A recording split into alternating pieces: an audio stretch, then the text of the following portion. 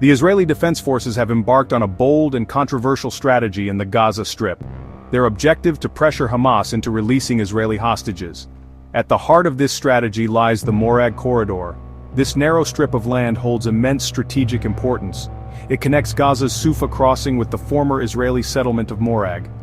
Morag lies south of Gaza City, nestled between Khan Yunis and Rafah. The IDF's seizure of the Morag Corridor is designed to divide Gaza. It effectively creates a second Philadelphia Corridor. The Philadelphia Corridor is a strip of land along the Egyptian border. Israel already maintains a strong military presence there. By controlling the Morag Corridor, Israel gains a tighter grip on the flow of goods and people within Gaza. This move increases pressure on Hamas. It also significantly disrupts the lives of ordinary Palestinians. The international community has expressed concern over Israel's actions. Many view the seizure of the Morag Corridor as a violation of international law. They argue that it further fragments Palestinian territory. The move also raises questions about Israel's long-term intentions in Gaza. Some analysts believe it signals a potential return to settlements like Morag. These settlements were evacuated in 2005 as part of Israel's disengagement from Gaza. The situation in Gaza remains volatile. The seizure of the Morag Corridor has intensified the conflict. It has also deepened the humanitarian crisis in the region. As the world watches, the fate of Gaza hangs in the balance. The question remains, will this bold move by Israel bring about the release of the hostages, or will it further entrench the cycle of violence and suffering that has plagued the region for decades? The Morag Corridor was once a focal point of Israeli settlement activity. It formed a part of Gush Katif. Gush Katif was a block of Israeli settlements in the Gaza Strip. It existed from the late 1970s until 2005. The settlements were controversial. They were seen by many as an obstacle to peace. In 2005, Israel decided to unilaterally withdraw from Gush Katif. The then Prime Minister, Ariel Sharon, orchestrated the disengagement. The move was met with mixed reactions. Some Israelis praised it as a step towards peace, others condemned it as a betrayal of Zionist ideals.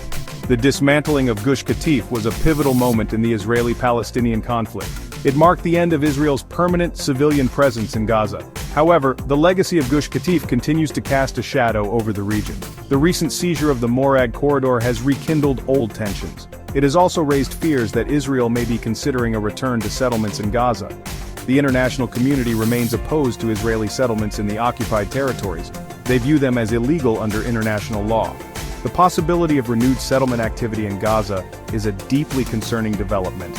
It threatens to further inflame the conflict and undermine the prospects for a two-state solution. The ongoing conflict in Gaza has precipitated a dire humanitarian crisis. The IDF's military operations have caused widespread destruction. The blockade of Gaza has severely restricted the flow of essential goods. The combination of these factors has created a desperate situation for the Palestinian population. The Gaza Health Ministry has reported a staggering number of casualties. Hospitals are overwhelmed with the injured. Medical supplies are running dangerously low. The UN has warned of a looming public health disaster. The situation is particularly dire for children and other vulnerable groups. The blockade of Gaza has exacerbated the humanitarian crisis. Israel controls Gaza's airspace, sea space, and most of its land borders. This control allows Israel to regulate the flow of goods and people into and out of Gaza. The stated purpose of the blockade is to prevent Hamas from importing weapons. However, the blockade has also severely restricted the import of essential goods. These goods include food, fuel, and medical supplies. The international community has repeatedly called for an end to the blockade. They argue that it constitutes collective punishment of the Palestinian people. The blockade has been condemned by numerous human rights organizations. They view it as a violation of international law. The current crisis in Gaza is the latest chapter in a long and bloody conflict. The roots of the conflict can be traced back to the early 20th century. The conflict is characterized by competing territorial claims, political disputes, and cycles of violence. The most recent round of hostilities began in October 2023. Hamas launched a surprise attack on southern Israel. The attack resulted in the deaths of over 1,000 Israelis. It also led to the capture of numerous hostages. Israel responded with a massive military operation in Gaza. Despite international efforts to broker a ceasefire, the fighting has continued intermittently. Negotiations between Israel and Hamas have stalled. Hamas demands a full Israeli withdrawal from Gaza and an end to the blockade. Israel, in turn, demands the release of the hostages and an end to rocket attacks from Gaza. The conflict has had a devastating impact on both Israelis and Palestinians. It has claimed the lives of thousands of people. It has also displaced countless others. The conflict has fueled hatred and mistrust on both sides.